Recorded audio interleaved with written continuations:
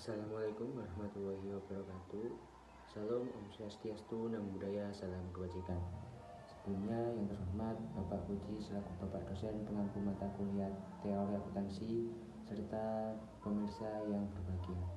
Di sini kami dari kelompok 6 teori akuntansi yang beranggotakan saya Aditya Valentino Putra dengan NIM akhir 322, ada Krisna Mulia Habibi, selanjutnya ada Salisa Rahmana Suha, ada Febi Arwanti, ada Fawas Habibullah Ibnu Ahmad, dan ada Azhar Yasmin. Di sini izinkan kami untuk mempresentasikan hasil diskusi kami yang berjudul Model Penelitian Aktiva dan Penentuan Laba Alternatif. Untuk materi yang pertama akan disampaikan oleh rekan saya. Waktu dan tempat kami persilahkan.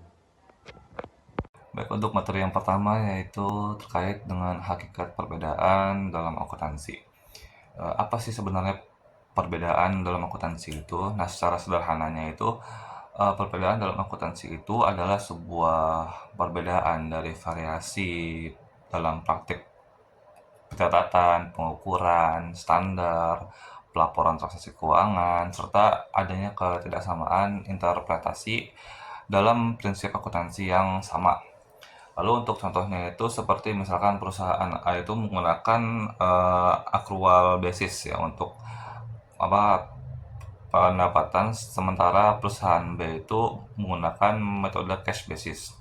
Lalu untuk metode depresiasi aset itu tuh bisa straight line atau declining balance. Yaitu perbedaan ini timbul juga karena adanya pilihan kebijakan standar atau bahkan interpretasi. Lalu yang berikutnya ada sumber perbedaan dalam akuntansi. Untuk sumber perbedaan dalam akuntansi itu ada beberapa faktor utama. Salah dua faktor utamanya itu, yang pertama itu faktor internal, yaitu terkait dengan kebijakan perusahaan atau manajemen kebutuhannya. Misalkan itu seperti FIFO atau LIFO-nya itu. Lalu yang kedua itu ada kebutuhan pengguna pelaporan, yaitu laporan manajemen versus laporan pajak. Lalu untuk faktor eksternalnya itu seperti misalkan ada standar akuntansi, yaitu perbedaan PSAK, IFRS, ataupun GAAP. Lalu untuk regulasi pemerintahnya itu seperti ketentuan pajak ya atau bursa efeknya. Lalu ada budaya bisnis yaitu konservatism versus agresivitas dalam pengakuan laba. Lalu yang berikutnya ada hakikat di balik perbedaan. Yaitu hakikat di balik perbedaan itu ada 3 poin utama, yaitu yang pertama itu fleksibilitas versus konsistensi. Yaitu yang dimana fleksibilitas itu memungkinkan terjadinya adaptasi yang cepat, tetapi juga konsistensi juga itu diperlukan dalam komparabilitas yang. Lalu yang kedua itu ada konflik versus harmonisasi. Itu perbedaannya itu dapat memicu kebingungan, tetapi juga harmonisasi juga standarnya itu seperti adopsi IFRS itu juga termasuk salah satu solusinya. Lalu apa dampak pada stakeholdernya itu? Yang pertama itu investor juga kesulitan untuk membandingkan laporan keuangan, sementara auditor itu menghadapi tantangan dalam memberikan sebuah opini. Baik, selanjutnya ketepatan dalam menjelaskan dasar untuk perbandingan dan evaluasi. Dalam membandingkan dan mengevaluasi berbagai model penilaian aset dan penentuan laba dalam akuntansi, diperlukan dasar yang kuat, jelas, dan konsisten. Menurut Bell Cole, dasar perbandingan ini menjadi krusial untuk memastikan bahwa setiap model dapat diukur secara objektif dalam hal keandalan dan relevansi terhadap tujuan pelaporan keuangan. Dengan kata lain, kita harus memahami dengan tepat kriteria apa yang digunakan sebelum menyimpulkan bahwa suatu model lebih baik dari 6 dimensi utama yang dapat digunakan sebagai kerangka evaluasi. Yang pertama, fokus laporan keuangan. Yang kedua, tujuan pelaporan keuangan. Selanjutnya, konsep model yang digunakan, konsep pendapatan, dasar pengukuran, penyesuaian terhadap perubahan harga. Lalu Itu fokus ini berkaitan dengan siapa yang menjadi sasaran utama laporan keuangan, apakah pemegang saham, kreditor, investor, atau pihak lain. Pemilihan fokus ini akan menentukan jenis informasi apa yang harus diprioritaskan dalam penyajian laporan. Tujuan pelaporan keuangan. Tujuan laporan keuangan sangat beragam, mulai dari menyediakan informasi mengenai laba bersih, mempertahankan modal, hingga menilai arus kas. Tujuan ini mempengaruhi secara langsung bagaimana elemen-elemen laporan didefinisikan dan diukur. Selanjutnya, konsep modal yang digunakan. Perbandingan model juga harus mempertimbangkan apakah konsep model yang digunakan adalah modal keuangan, financial capital, atau model fisik. Pemilihan konsep ini berdampak pada bagaimana laba didefinisikan, apakah berdasarkan peningkatan kekayaan finansial atau kemampuan operasional entitas. Selanjutnya, konsep pendapatan.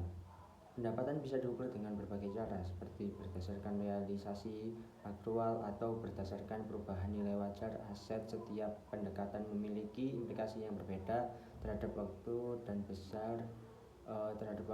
besar pengakuan laba. Selanjutnya, dasar pengukuran. Model akuntansi dapat menggunakan berbagai dasar pengukuran seperti biaya historis, harga kini, nilai realisasi bersih, atau nilai kini. Dasar pengukuran ini menentukan angka-angka yang dilaporkan dalam laporan keuangan.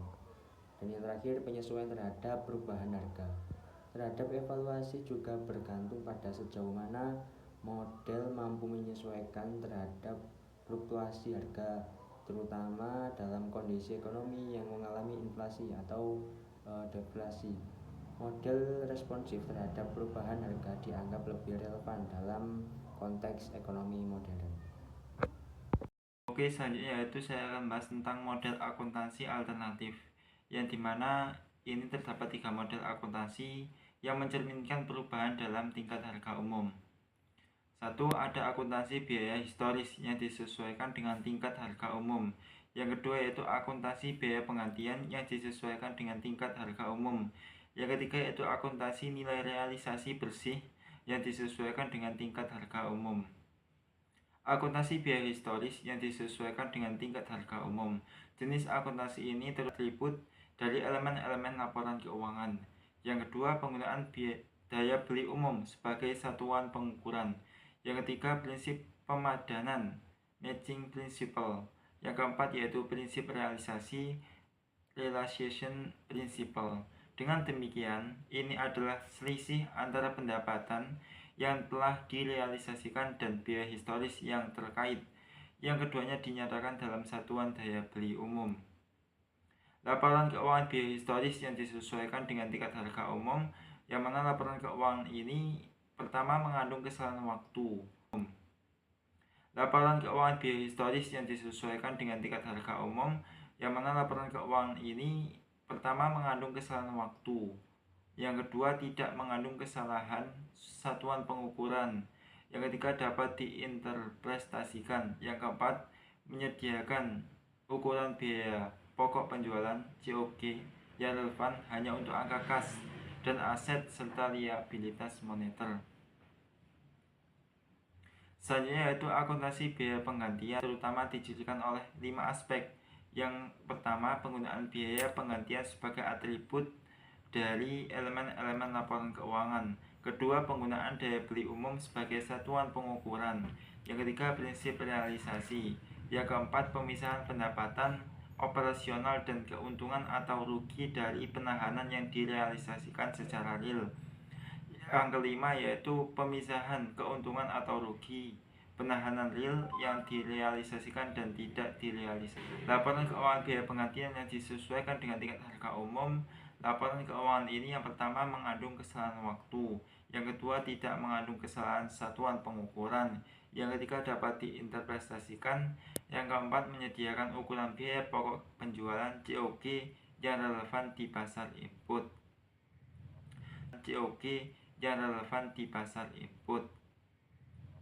Selanjutnya yaitu akuntansi nilai realisasi bersih, yang disesuaikan dengan tingkat harga umum. Jenis akuntansi ini terutama dijadikan oleh 5 aspek. Yang pertama yaitu penggunaan nilai realisasi bersih sebagai atribut dari elemen-elemen laporan keuangan. Yang kedua, penggunaan daya beli umum sebagai satuan pengukuran. Yang ketiga, pengabaian prinsip realisasi. Yang keempat, pemisahan pendapatan operasional dan keuntungan atau rugi dari penahanan real. Yang kelima yaitu pemisahan keuntungan atau rugi penahanan real yang direalisasikan dan tidak di nilai realisasi bersih yang disesuaikan dengan tingkat harga umum. Laporan keuangan ini yang pertama yaitu tidak mengandung kesalahan waktu, yang kedua tidak mengandung kesalahan satuan pengukuran, yang ketiga dapat diinvestasikan, yang keempat yaitu menyediakan ukuran biaya pokok penjualan COG yang relevan di pasar output. Baik, materi selanjutnya yaitu menuju arah solusi bagi masalah pelaporan keuangan dan perubahan harga. Yang pertama yaitu usaha awal. Isu akuntansi mengenai perubahan harga telah menjadi perhatian penting dalam dunia akuntansi.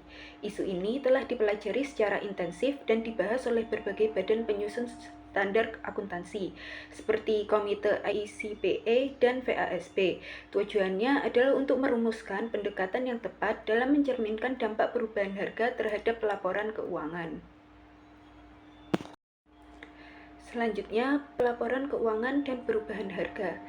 FASB atau Financial Accounting Standard Board mempertimbangkan berbagai sistem akuntansi yang dapat memenuhi beberapa kriteria penting dalam mengukur aset, khususnya persediaan dan aktiva tetap. Sistem-sistem tersebut mencakup sebagai berikut. Yang pertama yaitu pengukuran persediaan dan aktiva tetap, yang kedua konsep-konsep pemeliharaan modal, dan yang ketiga satuan-satuan pengukuran. Metode yang pertama yaitu pengukuran persediaan dan aktiva tetap. Dalam metode ini terdapat beberapa indikator. Yang pertama, biaya historis, kedua, biaya reproduksi saat ini, ketiga, biaya penggantian saat ini, keempat, nilai bersih yang dapat direalisasikan, yang kelima, nilai bersih yang dapat direalisasikan dari ekspektasi arus kas di masa mendatang, yang keenam, jumlah yang dapat diperoleh kembali, yang ketujuh, biaya saat ini, dan yang kedelapan, nilai dari bisnis. Metode yang kedua yaitu konsep pemeliharaan modal. Konsep pemeliharaan modal adalah gagasan bahwa suatu bisnis hanya menghasilkan laba setelah semua biaya yang terkait dengan operasional selama periode akuntansi tertentu telah dipulihkan. Terdapat beberapa konsep pemeliharaan modal. Yang pertama yaitu pemeliharaan modal keuangan, yaitu mempertahankan nilai moneter nominal atau jumlah uang atau daya beli konstan dari modal yang diinvestasikan. Yang kedua yaitu pemeliharaan modal fisik, yaitu mempertahankan kapasitas produksi fisik perusahaan. Dan yang ketiga pemeliharaan modal daya beli, yaitu mempertahankan daya beli konstan modal yang diinvestasikan.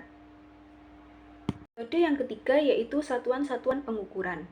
Yang pertama yaitu pengukuran dalam dolar nominal. Pengukuran ini menggunakan harga yang sebenarnya terjadi pada saat transaksi dilakukan tanpa menyesuaikan dengan inflasi. Dan yang kedua yaitu pengukuran dalam dolar konstan. Pengukuran ini menyesuaikan nilai mata uang dengan inflasi yang memberikan gambaran yang lebih akurat tentang daya beli seiring waktu. Selanjutnya, terdapat beberapa persyaratan dari FASB dalam pelaporan keuangan dan perubahan harga. Yang pertama yaitu pengungkapan dolar konstan pada tahun berjalan, yang kedua pengungkapan biaya saat ini pada saat tahun berjalan, yang ketiga data ringkasan 5 tahun, yang keempat pembatasan, dan yang kelima adalah metodologi. FASB Statement nomor 33 meminta dilakukannya dua perhitungan laba tambahan, yaitu yang pertama perhitungan berhubungan dengan pengaruh-pengaruh dari inflasi umum dan yang lainnya. Yang kedua, perhitungan berhubungan dengan perubahan harga-harga khusus. Kedua jenis informasi tersebut dimaksudkan untuk membantu para pengguna mengambil keputusan tentang investasi, pinjaman, dan masalah-masalah lainnya dalam cara-cara khusus seperti berikut ini.